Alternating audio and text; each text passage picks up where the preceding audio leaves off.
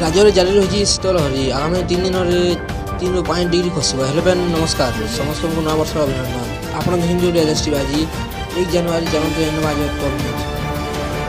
आज राति फुलबाणी और कोरापुट पारद सबुठ कम थी 11 डिग्री रहिबो।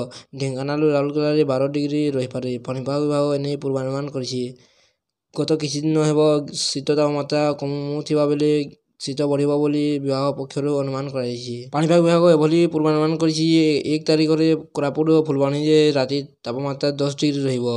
राउरकेला और झारसुगुड़ा 12 डिग्री, बलांगीर, नूआपड़ा, केन्द्रापड़ा, जगतसिंहपुर, खोर्धा रे 13 डिग्री रहिबो। रविवार किछि स्थान रे राति तापमात्रा खसिछि। मंगलवार ठारू उपकूल ओडिशा रे शीत बढ़िबो। 7 और 8 तारिख बेलकु बंगोपसागर एक घूर्णिमंडल सृष्टि होवार संभावना रही बोली कहते साहू जलवायु और परिवेश केन्द्र निदेशक डॉक्टर शरद कुमार साहू।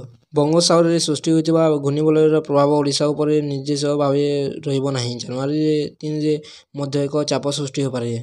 भिडियोटी भल लगे लाइक करेंगे, चैनल को सब्सक्राइब कर पाखरे बेल आइकन क्लिक करेंगे जहाँद्वारा आप सर्वप्रथम टॉप न्यूज जान पारे।